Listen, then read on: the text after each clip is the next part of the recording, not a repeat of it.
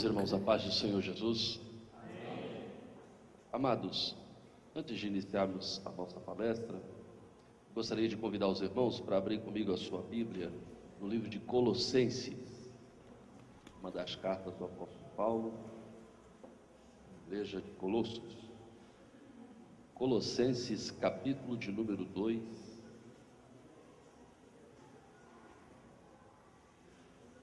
Colossenses, capítulo de número 2.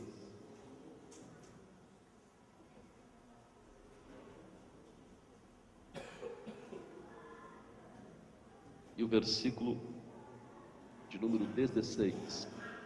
Colossenses, capítulo de número 2, a partir do versículo de número 16. Quero até pedir perdão antecipadamente aos irmãos. A pastora Aparecida estava falando desses dias secos que estamos passando e isso tem prejudicado grandemente a minha voz. Capítulo 2 de Colossenses. Quantos encontraram, pode dizer amém? Amém. Versículo de número 16, diz-nos assim a palavra de Deus. Colossenses 2 e 16. Retendo a palavra da vida, para que no dia de Cristo, meus irmãos, me perdoe, capítulo 2, versículo 16, Colossenses, capítulo 2, versículo 16, leiamos a palavra. Portanto, ninguém vos julgue pelo comer ou pelo beber, ou por causa dos dias de festas, ou da lua nova, ou dos sábados, que são sombra das coisas futuras, mas o corpo é de Cristo.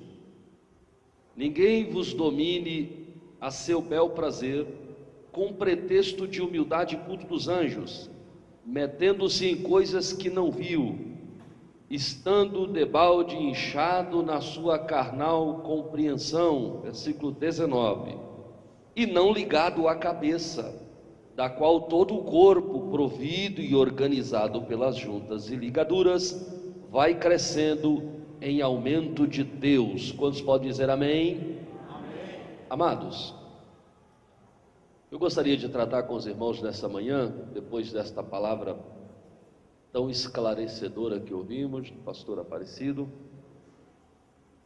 sobre algumas coisas, sobre sombras, tipos e mistérios da Bíblia. A Bíblia, irmãos, é um livro que toda a interpretação dela deve partir primeiro do ponto de vista literal. A Bíblia, à primeira vista, a primeira interpretação, a gente sempre parte do ponto literal para o simbólico e nunca ao contrário. Você parte da interpretação literal para a interpretação simbólica. E dentro dessas interpretações, algumas coisas têm um outro sentido na palavra.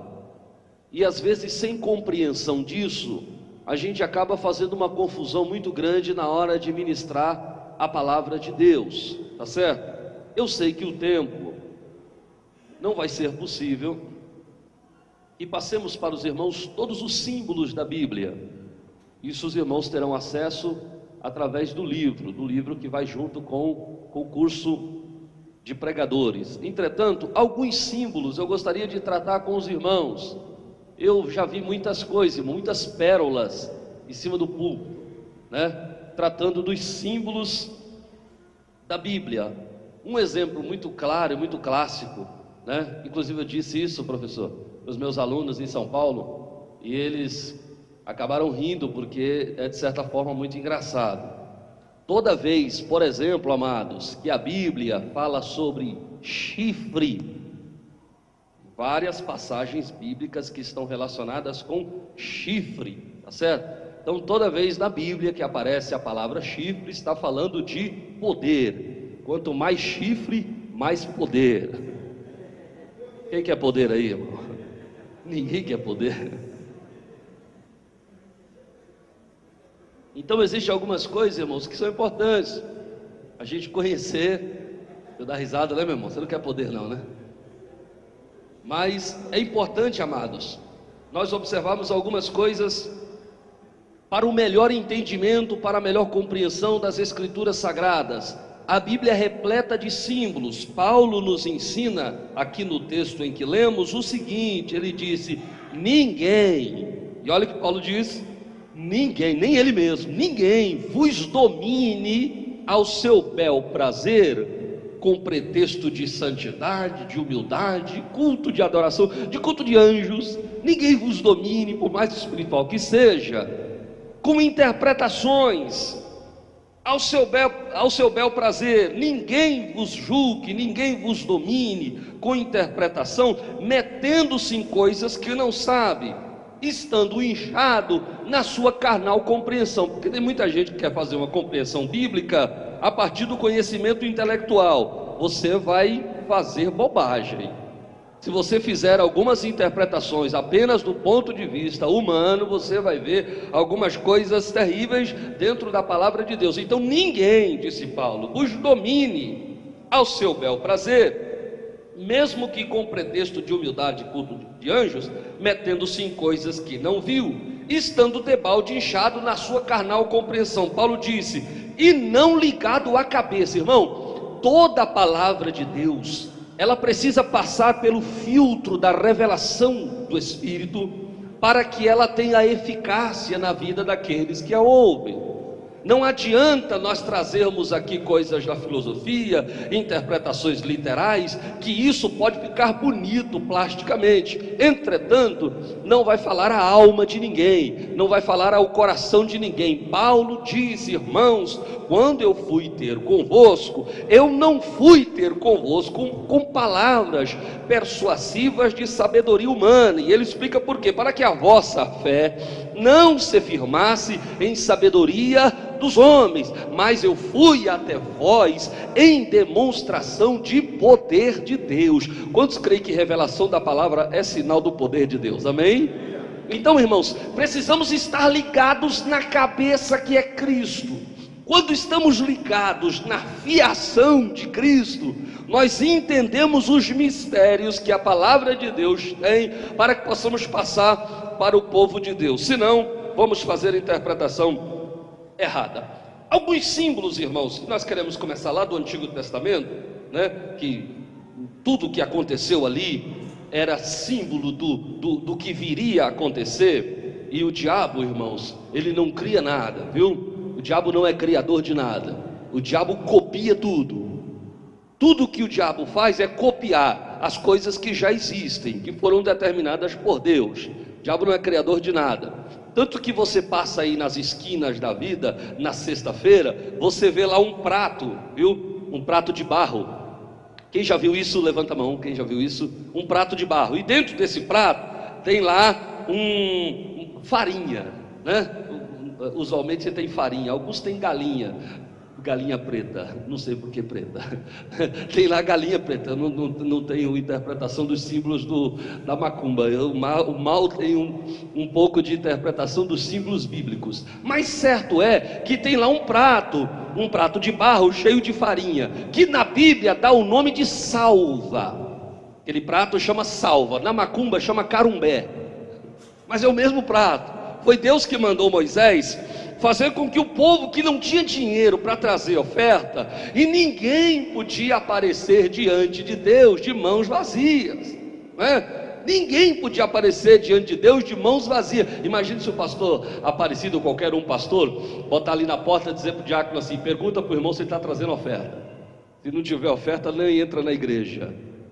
O pastor Aparecido estaria certo ou errado? Diante de Deus ele estaria certo, amados, porque ninguém pode aparecer diante de Deus de mãos vazias, e era uma obrigação. Então os pobres que não tinham dinheiro para levar um cabrito, que não tinha dinheiro para levar uma ovelha, que não tinha dinheiro para levar nenhum outro tipo de animal, tinha que levar no mínimo um prato, uma salva cheia de farinha, para não chegar diante de Deus de mãos vazias. Então nada do que existe hoje a criação do inimigo. Ele copiou essas coisas do antigo pacto para enganar as pessoas no presente século. Quantos estão compreendendo? Diga amém.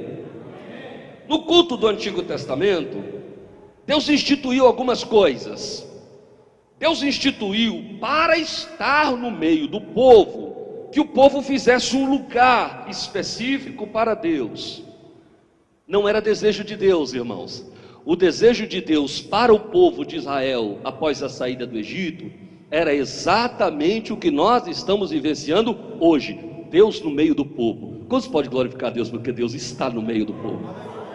Lá no livro do Apocalipse diz: Ele é o Deus que passeia entre os candelabros de ouro. Candelabro é símbolo da igreja. Então Deus está no meio da igreja. Ele está caminhando no meio dos seus candelabros de ouro. Bendito seja o nome de Deus. Só que, como o povo era de dura serviço, o povo era ruim demais, não aceitava as ordenanças de Deus propostas a Moisés. O povo não aceitava.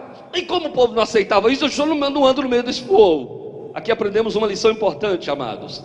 Quem não se importa em aceitar as ordenanças de Deus através de um Moisés, Deus sai do meio do povo, ainda que Moisés queira que Deus fique. Não é um Moisés que vai segurar Deus. E tem gente que interpreta erradamente a Bíblia, que diz: Moisés disse, Senhor, não vai. Se o Senhor se o Senhor cumprir o que está dizendo, risca o meu nome do livro da vida. Aí muitos dizem que Deus voltou atrás. Deus não voltou atrás coisa nenhuma, irmão. Deus disse que aquele povo não ia entrar e não entrou mesmo. Deus disse que ia matar aquele povo, matou. Só não matou no mesmo dia, né? Mas matou ao longo de toda a caminhada no deserto. Ninguém entrou, aquele povo não tinha capacidade de entrar, só entraram Josué e Caleb. Nem Moisés entrou. Moisés, por causa de um outro problema, né? Por causa da aflição do povo, ao invés de falar a rocha, aquela rocha era símbolo de Cristo. Capítulo 118, ou melhor, Salmo de número 118: a pedra que os edificadores rejeitaram tornou-se cabeça de esquina. Foi Deus que fez isso. Isso é coisa maravilhosa aos nossos olhos. Aquela pedra era Cristo. Moisés não podia ferir Cristo. Aquilo é um exemplo para nós. Ninguém fere Cristo, ninguém coloca Cristo contra a parede, ninguém bota uma espada no queixo de Cristo para que Cristo dê nada. A pedra não pode ser ferida. Se você quer receber alguma coisa dele, fale com ele. A Bíblia diz que tem que falar a rocha. Bendito seja o nome precioso de Deus. Bem? Muito bem. Então Deus resolve não ir mais no meio do povo. Deus diz: Moisés, eu não vou no meio desse povo. E nem manda o anjo. O episódio do anjo foi um outro episódio. Agora Deus disse: eu nem vou e nem mando o anjo. Que anjo não tem misericórdia, não vai dar certo andar no meio desse povo tão incrédulo. Aí Moisés fica preocupado, diz: como é que eu vou pastorear uma congregação? Irmão, pastorear uma congregação do pastor aqui, que não é pequeno, uma congregação de médio porte, já é difícil. O pastor Aparecido, quando começou há um ano atrás aqui com vocês, ele tinha mais cabelo do que tem hoje. Um pouquinho mais, mas tinha. Tá certo? Imagine o que é pastorear uma congregação, viu, pastor Eliseu, de aproximadamente 3 milhões de pessoas. Já pensou 3 milhões de pessoas? Imagina o tamanho do círculo de oração. Misericórdia, Jesus. Imagina o tamanho do conjunto de juventude, de adolescentes, que Moisés tinha que ordenar tudo. E Moisés foi ficando, eu disse: meu Deus, com a tua presença liderar esse povo já é uma barra pesada. Imagine sem a tua presença, Senhor. Eu não posso ficar sem a tua presença. Moisés importunou tanto a Deus, que Deus disse: Moisés, então sobe no monte. Quem quer ouvir Deus falar, tem que subir no monte. Subir no monte significa chegar mais perto de Deus. Subir no monte significa apartar-se do que é comum, do que é normal. Subir no monte não significa subir no monte literalmente, como muitos crentes fazem. É até bom, é uma benção, eu também gosto de orar no monte, é um ambiente reservado. Mas subir no monte não significa literalmente subir num lugar alto, mas subir no monte significa separar-se das demais pessoas. Subir no monte significa aproximar-se um pouquinho mais de Deus. Quantos estão dispostos a subir no monte? Aleluia. Sobe no monte, Moisés.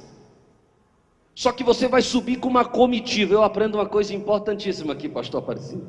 Sobe com uma comitiva. Não subiu sozinho. Subiu uma comitiva de 74 pessoas. Que isso, pastor? Verdade. Subiu Arão, Nadab, Abiú, Moisés e mais 70 anciões. Subiram. Quando eles estão subindo o monte, porque Deus ia dar uma ordem para eles. Deus chama os cabeças ali da congregação, presbíteros, se fosse dos dias de hoje, diácono, missionárias e missionários, sobe essa multidão aí, 70 pessoas no monte. Aí quando eles estão subindo, enquanto nós estamos subindo à presença de Deus, amado, Deus está olhando a nossa subida, e Deus percebe qual é a intenção da nossa subida. Sabe por que tem muita gente que não recebe nada de Deus? Porque ele quer subir à presença de Deus por N motivos, menos para ouvir Deus falar e obedecer à ordem de Deus. Tem pessoas que querem subir à presença de Deus para ser maior do que os outros. Ah, pastor, eu vou me colocar diante de Deus, eu vou me dobrar diante do Senhor, e Deus vai me usar, e essa igreja vai saber que aqui tem profeta. Não tem crente tonto assim, irmão? Olha, Deus vai me usar tanto que, misericórdia, os que me... o hino do sabor de mel, eles vão me ver no palco, e eles vão estar na plateia, e eu vou rir da cara deles. Não, Deus olha o nosso coração e diz: está subindo para isso, meu filho? Fica aí, quero você não. Está subindo para isso, meu filho? Largue-se para lá, pode voltar. Quando eles chegam no meio da subida, repita comigo: no meio da subida. Com um pouquinho mais de coragem para me animar, diga assim: no meio da subida. Aí Deus disse: para, pode ficar aí mesmo. Moisés, pois não, senhor, para essa caravana aí, para aí. Moisés parou no meio do monte. Deus disse: Moisés, eu dei uma observadinha aí, não dá para falar com esses camaradas aí não. Fala o seguinte, Moisés, deixa todo mundo aí no meio, sobe só você no monte. E Moisés sobe no monte sozinho. Quando ele chega no cume do monte, a Bíblia diz que tinha uma nuvem, e Moisés ficou assim no cume do monte, olhando aquele nevoeiro todo. Aí a voz de Deus vem: Moisés, entra na nuvem. Meu irmão, sabe aonde é que Deus fala com o homem de Deus? É pelo lado de dentro da nuvem. Quer ouvir Deus? Entra para a nuvem.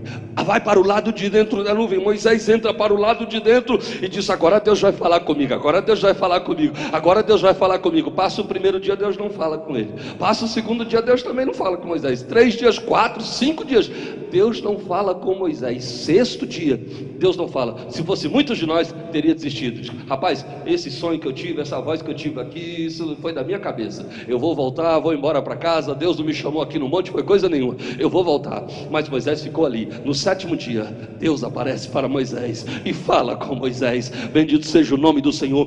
Por que que Deus deixa, pastor Moisés, 7 dias no cume do monte, para depois falar com ele? Porque Moisés não tinha habilidade, não tinha condições de ouvir a voz de Deus do jeito que ele estava. Tem muito crente que não tem costume nenhum em falar com Deus, não sabe invocar a Deus. Aí ele bota o joelho no chão, viu? Não vou perguntar quantos pastores têm cabelo no joelho.